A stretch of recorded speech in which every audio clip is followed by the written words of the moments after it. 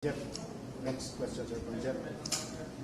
Sir, marami po yung bumagal dun sa report na pinapatigil nga ng US yung pagbibenta sa atin ng mga armas, sir. Isa po, sabi po ni Senator Trillanes, simula lang daw po yun, it will get worse. Ang sabi naman po ni Senator Lacson, yung move daw na ngayon ng US is pang-bubuli on their part. What's your take on that, sir? I don't care kung pabubuli yun or panggigipit. Basta sa akin, is their loss, not ours. Di ba sa negosyo, yung nagbibenta ang nalulugi, hindi yung buwibili. Dahil tayo naman ay buwibili lang, hindi ba tayo nanghihingi. Tayo buwibili, at ayaw na tayong bitahan, then we can look for other sellers. We can look for other manufacturers na makapag-supply sa atin. Andyan naman yung Germany, andyan yung Israel, andyan yung sino na po-produce ng FN? Belgium. Andyan yung Belgium, andyan yung Russia, andyan yung China. So, marami tayong options na pwede tayong pumunta. Ang sa akin lang, ang panghinayang ko lang dito is not for anything else, kundi yung time lost. Dahil nga, hindi basta-basta magbibid uli ng ganito kalaking procurement. Yung bidding process ay napakahaba. Lalong-lalo na ngayon, na yung ating mga officers dito, ingat na ingat sa pagbibidding dahil marami ng mga general na nakakulong, marami ng opisyal na nakulong dahil dyan sa mga procurement. Kaya ingat na yung kapulisan natin, yung ating mga opisyal, magbibid na dapat walang butas, hindi tayo masiraan, hindi tayo magkamali para hindi tayo magkakaso at hindi tayo makukulong. Kaya ingat po kami. So, ang akin lang panghinayang, yung panahon, sana by April next year, meron na tayong magagandang rifles. But because of this, kung totoo man yan, kung granting na totoo, maantala yung ating pagbili, magbibiding na naman ulit tayo, magpapabid tayo uli, at mahaba na naman panahon ng kakainin yan. Yun lang panghinayang ko. Pero kung sabihin nyo panghinayang dahil hindi tayo nakabili doon, marami tayong sources, marami tayong pwedeng mapagbilihan. We can buy from other suppliers. Okay, sir. May reaction na po kayo, sir, dun sa panawagan ng pamilya ni Yano Mutulan. Napatay po sa Antipolo, yung anak ng polis. Yes, I have already talked to the regional director of PRO 4A and I have given him instructions to pay special attention to that case, yung bata na yan na pinatay. And apparently, wag kagad nating agad-agad i-attribute to our war on drugs yung pagkapatay ng bata dahil lumalabas sa investigasyon nila na bago daw nangyari yon, galing sila sa sugalan yung bata, may nakaalitan doon, may nakaaway, and meron namang footages daw, CCTV footages na na-recover. So malalaman natin kung sino ang pumatay. Ang pinaka-suspect nila, sabi nung kasama ng bata, is yung nakaalitan nila doon sa sugalan. Nakipag-away sila doon. So, again, sabihin ko, yung bata na yon, for all intents and purposes, siya po'y hindi what's listed sa ating sa ating war on drugs. He is not what's listed. Hindi po. Normal na estudyante lang yung bata na anak ng isang retired na police. Next question from George Cahiles to be followed by Zalima Rebran of GMA7. Sir, good afternoon. In case that this procurement will not push through, are you planning to file a breach of contract case against the supplier of this? No, because that is beyond their control. Huwag tayong mag-aalala, walang nasayang na pera sa atin kasi we don't have to recover any amount from them dahil hindi tayo nag-advance payment. Our procurement laws does not provide or it prohibits paying in advance.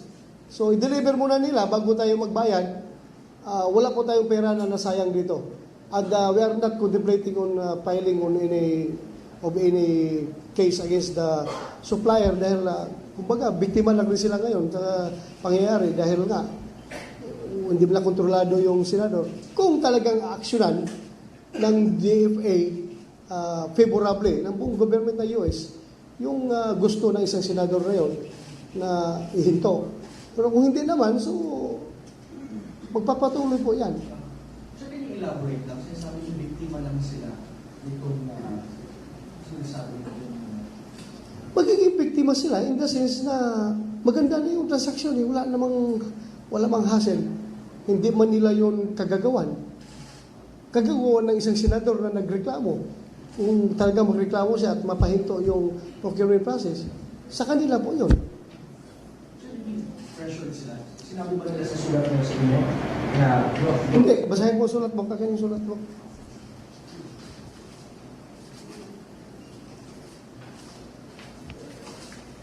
Reading glass ko. Ito. Okay. Ito, 1 November 2016, Intrade Asia Pacific Corporation, Makati City, Philippines. Atensyon, pangalan nung status of rifle export license to Philippine National Police. Gentlemen, this letter responds to your request for a status of the export license that Sig Sauer submitted to the U.S. State Department for approval of the sale of rifles to the Philippine National Police. This request is the result of media reports indicating that the license processing may be stalled in the U.S. Senate. Sig Sauer contacted the State Department for status of the license and was advised earlier today that the license was being processed as normal. We will continue to monitor the status of this license and advise of any meaningful changes. We trust this response to your inquiry. Executive Vice President, Global Defense Sales, yung supplier ng kwan ito, Sig Sauer. Sir, last kasi ang lumalabas ko sa reports ay ginagamit po nila yung allegedly na mga sinasabi kong human rights violations na kinukulit ng PNP para i-stall itong procurement process nito. Sir, is this the first time na you felt that the United States is somehow doing this kind of actions against the PNP? Yes, sir. Ewan ko as far as I know, this is the first time. As far as I know. Sir, is it Sa ating kapulisan. Hindi natin yan tinotolerate. It's very unfortunate. Yung nangyari sa Makati na sa akin pa nanggagaling, sa cellphone ko pa mismo, nanggagaling yung impormasyon, nakapasok sa akin, pinorward ko sa Makati Police Station, pinalakad nila yung ng Chief of Police ng Makati yung kanyang mga operatives para i-validate yung report na yun. Later on, meron palang lumabas na pera na 750,000 daw na binigay doon sa mga pulis. According naman sa mga pulis natin, in fairness, according to them, hindi sila tumanggap. At lumalabas na sabi nung Singaporean na subject sa verification per text report, binigay niya yung pera doon sa isang police major na retired na security officer ng building kung saan siya nag-opisina, kung saan siya nakatira. So hindi pa natin nakuha yung police major na retired. He has to appear and explain his side. Otherwise, hahantingin namin yung police na retired na yan kung ayaw niya magpakita sa police station. Dahil accordingly, sa kanya napunta yung pera. Siyang nag-transact doon sa victim na magbayad daw sa police. Itong police naman na Makati na intel officers, deny nila na humingi sila ng pera. That remains to be seen. Pag makita natin yung sinasabi nila na police major na retired na security officer ng isang building na yan sa Makati. Malalaman natin yan later. Jeff, next question, sir, from Jeff. Sir, marami po yung bumagal dun sa report na pinapatigil nga ng US yung pagbibenta sa atin ng mga armas, sir. Isa po, sabi po ni Senator Trillanes, simula lang daw po yun, it will get worse. Ang sabi naman po ni Senator Lacson, yung move daw ng US is pambubuli on their part. What's your take? Jeff, next question, sir, from Jeff. Sir, marami po yung bumagal dun sa report na pinapatigil nga ng US yung pagbibenta sa atin ng mga armas, sir. Isa po, sabi po ni Senator Trillanes, simula lang daw po yun, it will get worse. Ang sabi naman po ni Senator Lacson, yung move daw ng US is pambubuli on their part. What's your take on that, sir? I don't care kung pabubuli yun or panggigipit. Basta ang sa akin, is their loss, not ours. Di ba sa negosyo, yung nagbibenta ang nalulugi, hindi yung buwibili. Dahil tayo naman ay buwibili lang, hindi ba tayo nanghihingi. Tayo buwibili, at ayaw na tayong bitahan, then we can look for other sellers. We can look for other manufacturers na makapag-supply sa atin. Andyan naman yung Germany, andyan yung Israel, andyan yung sino na produce ng FN? Belgium. Andyan yung Belgium. Andyan yung Russia. Andyan yung China. So, marami tayong options na pwede tayong pumunta. Ang sa akin lang, ang panghinayang ko lang dito, is not for anything else, kundi yung time lost. Dahil nga, hindi basta-basta magbibid uli ng ganito kalaking procurement. Yung bidding process ay napakahaba. Lalong-lalo na ngayon, na yung ating mga officers dito, ingat na ingat sa pagbibidding dahil marami ng mga general na nakakulong, marami ng opisyal na nakulong dahil dyan sa mga procurement. Kaya ingat na yung kapulisan natin, yung ating mga opisyal, magbibid na dapat walang butas, hindi tayo masiraan, hindi tayo magkamali para hindi tayo magkakaso at hindi tayo makukulong. Kaya ingat na ingat po kami. So, ang akin lang panghinayang, yung panahon, sana by March, April next year, meron na tayong magagandang rifles. But because of this, kung totoo man yan, kung granting na totoo, maantala yung ating pagbili, magbibiding na naman ulit tayo, magpapabid tayo ulit, at mahaba na naman panahon ng kakainin yan. Yun lang ang panghinayang ko. Pero kung sabihin nyo panghinayang dahil hindi tayo nakabili doon, marami tayong sources, marami tayong pwedeng mapagbilihan. We can buy from other suppliers. Okay, sir. May reaction na po kayo, sir, dun sa panawagan ng pamilya ni Yano Mutulan.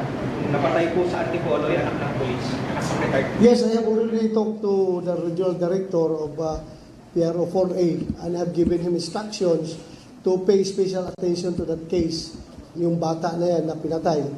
And apparently, wag kagad nating agad-agad i-attribute to our war on drugs yung pagkapatay ng bata dahil lumalabas sa investigasyon nila na bago daw nangyari yon, galing sila sa sugalan yung bata, may nakaalitan doon, may nakaaway, that the license was being processed as normal.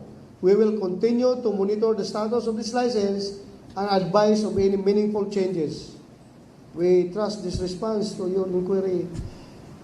Executive Vice President, Global Defense Sales, yung supplier ng kuwan ito, Sig Sauer. Sir, last kasi ang lumalabas ko sa reports ay ginagamit po nila yung allegedly na mga sinasabi kong human rights violations na kinocommit ng PNP para i-stall itong procurement process nito. Sir, is this the first time na you felt that the United States is somehow doing this kind of actions against the PNP? As, Yes, sir. ewan ko ha, as far as I know, this is the first time. As far as I know. Sir, is it true? Sa ating kapulisan. Hindi natin yan tinutolerate. It's very unfortunate. Yung nangyari sa Makati na sa akin pa nanggagaling, sa cellphone ko pa mismo, nanggagaling yung impormasyon, nakapasok sa akin, pinurward ko sa Makati Police Station, pinalakad nila yung ng Chief of Police ng Makati yung kanyang mga operatives para i-validate yung report na yun. Later on, meron palang lumabas na pera na 750,000 daw na binigay doon sa mga pulis. According naman sa mga pulis natin, in fairness, according to them, hindi sila tumanggap. At lumalabas na sabi nung Singaporean na gusto ng isang senador na yun na ihinto. Pero kung hindi naman, so magpapatuloy po yan. Sir, can you elaborate lang? Sinasabi yung biktima lang sila nitong sinasabi nito. Magiging biktima sila in the sense na maganda na yung transaksyon, wala mang hassle. Hindi man nila yun kagagawan. Kagagawan ng isang senador na nagreklamo. Kung talaga magreklamo siya at mapahinto yung procurement process, sa kanila po yun. Sir, hindi pressure sila. Sinabi ba nila sa sulat mo sa inyo na Hindi, basahin mo sulat mo, kakain yung sulat mo.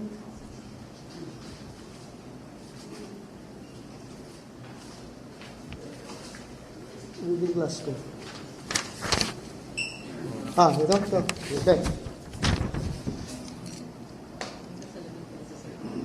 Ito, 1 November 2016, Intrade Asia Pacific Corporation, Makati City, Philippines. Attention, pangalan nung status of rifle export license to Philippine National Police. Gentlemen, this letter responds to your request for a status of the export license that Sig Sauer submitted to the U.S. State Department for approval of the sale of rifles to the Philippine National Police.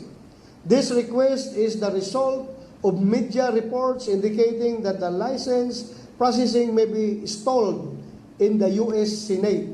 Sig Sauer contacted the State Department for status of the license and was advised earlier today. And meron namang footages daw, CCTV footages na na-recover. So malalaman natin kung sino ang pumatay. Ang pinaka-suspect nila, sabi nung kasama nung bata, is yung nakaalitan nila doon sa sugalan. Nakipag-away sila doon. So, again, sabihin ko, yung bata na yon, for all intents and purposes, siya po'y hindi what's listed sa ating sa ating war on drugs. He is not what's listed. Hindi po. Normal na estudyante lang yung bata na anak ng isang retired na police. Next question from George Cahiles to be followed by Zalima Rebrand of GMA7. Sir, good afternoon. In case that this procurement will not push through, are you planning to file a breach of contract case against the supplier of this? No, because that is beyond their control. Huwag tayong mag-aalala, walang nasayang na pera sa atin kasi we don't have to recover any amount from them dahil hindi tayo nag-advance payment. Our procurement laws does not provide or it prohibits paying in advance. So, i-deliver muna nila bago tayo magbayad. Wala po tayong pera na nasayang dito. And we are not contemplating on filing on any case against the supplier dahil, kumbaga, biktima lang rin sila ngayon sa pangyayari dahil nga, hindi pala kontrolado yung senador. Kung talagang aksyonan ng DFA favorably ng buong government ng US,